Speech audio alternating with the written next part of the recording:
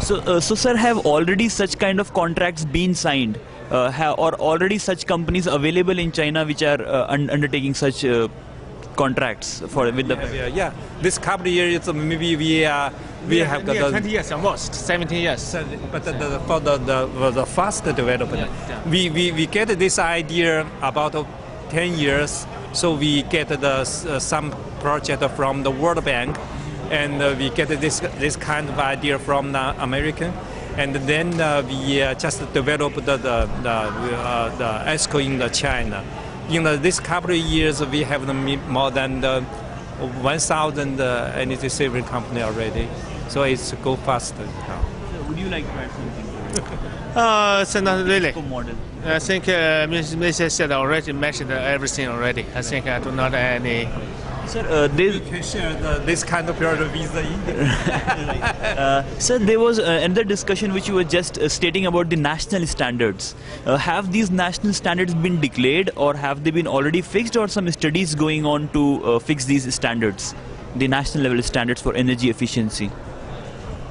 We have we have some the national standard, and we also have the local standard. So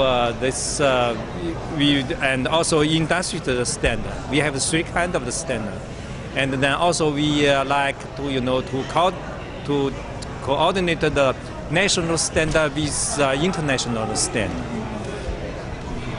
Sir, thanks for sharing that information. There's a lot of talk going on, especially in the media and all, about the cap and trade or the pilot mechanisms which the Chinese government has now launched in some of the provinces and the municipalities. So can you tell us a bit about it? What is it and how does it function? This is just a demonstration. They do not have any idea yet. Just choose the kind of 5 cities, 2 provinces, do the kind of demonstration. They do not have enough regulation yet. They gradually work on that. They call it demonstration. Right. Sir, so when can we expect these cap and trade mechanisms to start working? Yes, they study for that, but do not have trading yet. But they want to develop programs. Probably learn from Europeans, from the EU ETS. They're trying to follow in, but they're based on China's situation to develop kind of a carbon trading mechanisms. Sir, so can you tell us a bit more about what kind of dialogue has been taken place with the Europeans regarding developing the ETS or the cap and trade mechanism? They're just learning. When learning, trying to share the information, so we're trying to learn something from Europeans, no dialogue. Right. They're learning from them. Okay, now there are no negotiations, no relationship, just learn from them. Some exchange programs? There's some training, some education, yeah. So we have also heard about some of the exchanges being selected for these kind of tradings. So not selected. Some kind of exchange to be set up already, like in Shanghai, Beijing, Tianjin, and Shenzhen already set up some exchange, but they do not have carbon trading yet. Yeah. Okay, so that's interesting. So moving forward, we can also. There has been a lot of talks about in the negotiation process, for example, that, for example, at a later stage maybe, China may want to expand the cap and trade mechanism from these 7 provinces at the national level. Any comments by what time will that happen? How many years will it take to expand these pilots to the national level? That's we don't know. They try to, like Mr. Xie Jinhua mentioned this morning, they started the kind of 6 regions first. Then if they have get good balance, then to expanding to nationwide. But we don't know how or when. So can you comment on that? No, we have no much experience now.